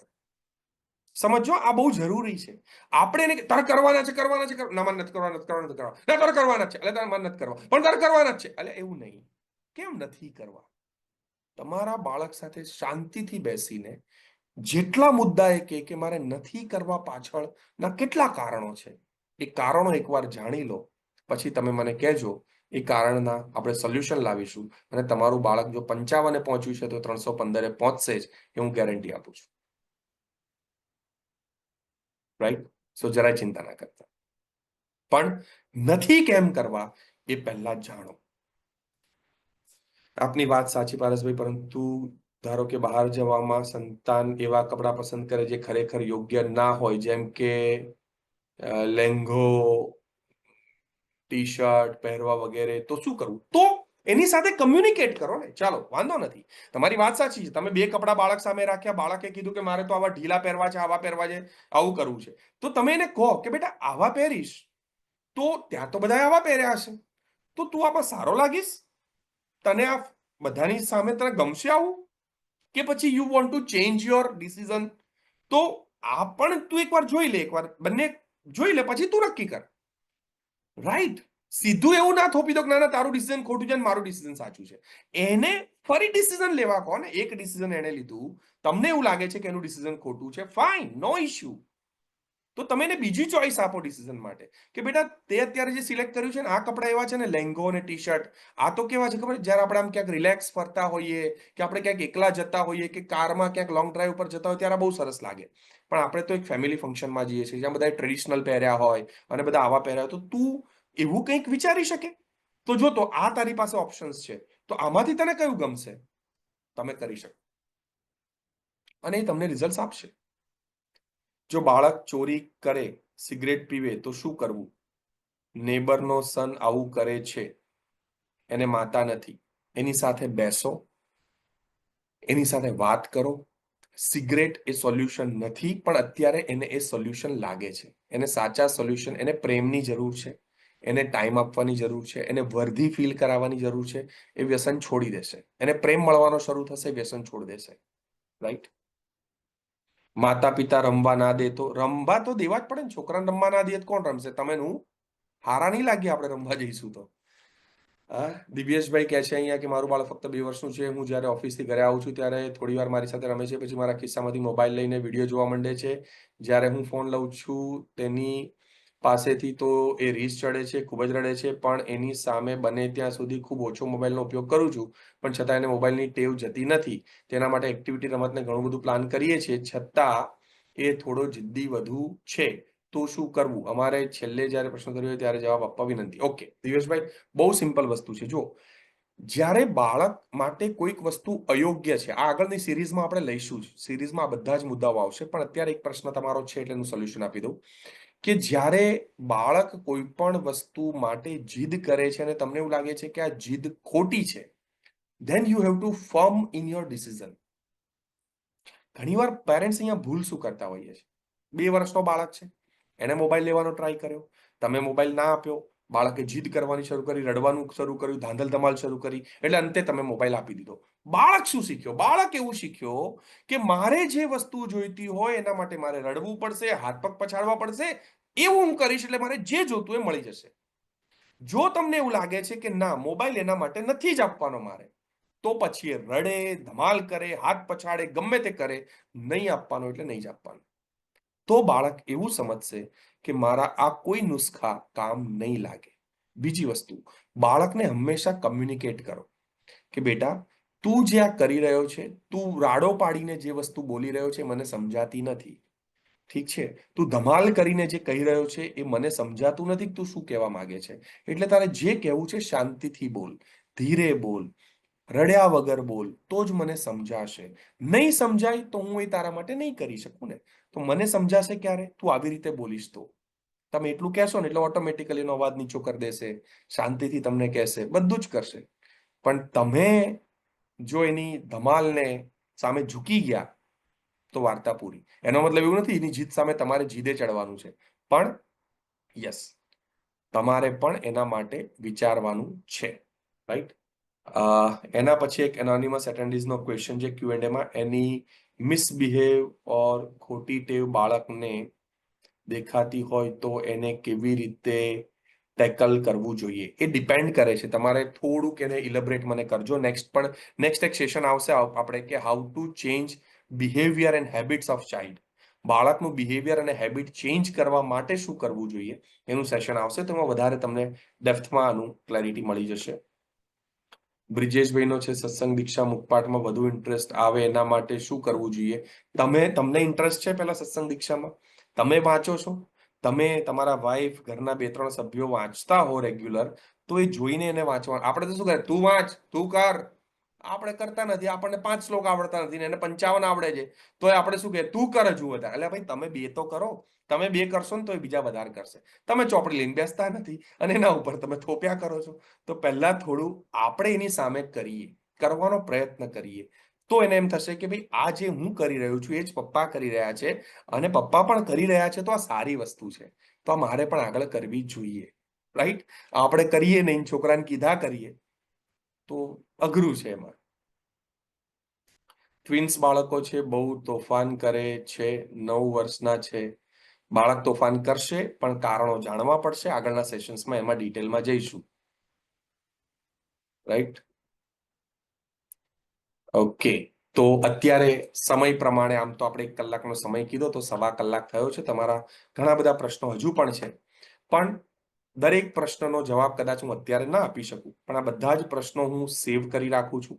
રાઈટ? ચિંતા ના કરતા.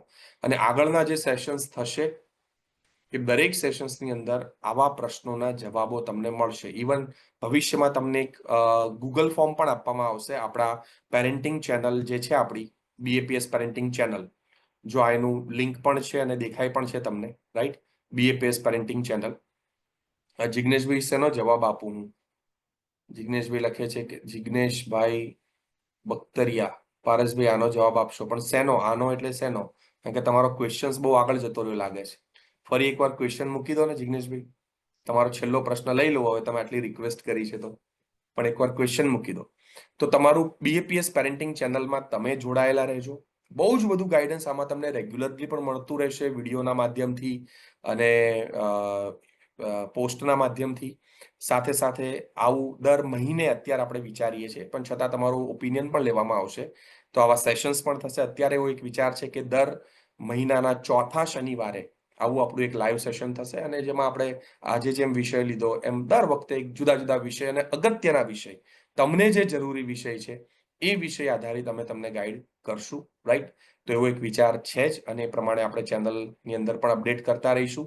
તમને ગૂગલ ફોર્મ પણ મોકલવામાં આવશે, જેમાં તમને કોઈક સ્પેસિફિક તમારા બાળક રિલેટેડ પ્રશ્નો હોય તો એ પણ એની અંદર મેન્શન કરજો. તો ભવિષ્યમાં જે સેશન ડિઝાઇન થશે એની અંદર પણ એ પ્રશ્નોના સોલ્યુશન્સ કોઈકને કોઈક રીતે આવી જાય, એ આપણે એની અંદર ઇન્ક્લુડ કરશું. રાઈટ? તો એની પણ ચિંતા ના કરતા. આજનું જે આ સેશન થયું છે એનો વિડીયો પણ ખાસ તમને બધાને જે પેરેન્ટિંગ ચેનલ છે એની અંદર શેર થશે જ, એટલે એની ચિંતા પણ કરતા નહીં. Right? Thank you, thank you, thank you. Just લાસ્ટમાં આજનું સેશન તમને કેવું લાગ્યું? તમારે એ વિશે તમારા કોઈ ફીડબેક હોય, જે પણ હોય, તો please write your feedback in this chat. Right? અને તમને પછીથી એક ફોર્મ પણ મળશે પેરેન્ટિંગ ચેનલમાં. એમાં પણ ખાસ તમે તમારો ફીડબેક લખજો, ફીડબેક ટિક કરજો. રાઈટ? પોલ આવશે તો પોલ કરજો, તો જેથી કરીને એક આઈડિયા આવે અને અમે એ દિશામાં વધારે આગળ વધી શકીએ. Right? Thank you very much. જય સ્વામિનારાયણ. તમારા બધાનો ખૂબ ખૂબ આભાર કે તમે ઇન ટાઈમ અને ઓન ટાઈમ જોડાઈ ગયા. અને 1-1.25 કલાકનું આપણા સેશન હતું. આમ તો 1 કલાકનું જ હતું, પણ 1.25 કલાક સુધી આપણે સેશન કર્યું. અને ખાસ મને બહુ મજા આવી તમારા બધા સાથે વાતો કરીને. ઘણા બધા પ્રશ્નો તમારા રહી ગયા છે, પણ ચિંતા ના કરતા. હું તમારા બધાની ચેટ અહીંયા સેવ કરી રહ્યો છું, એટલે હું શાંતિથી દરેકની ચેટ વાંચીશ અને પછી એના આધારે કયા પ્રશ્નો છે, શું છે, એનું પણ આપણે મૂલ્યાંકન કરશું. ભવિષ્યમાં એ પ્રશ્નોના જવાબ પણ તમને આવા સેશન્સની અંદર મળશે, એટલે એની જરાય ચિંતા કરતા નહીં. Right? So thank you all of you. Thank you. જય સ્વામિનારાયણ. જય સ્વામિનારાયણ. જય સ્વામિનારાયણ. જય સ્વામિનારાયણ.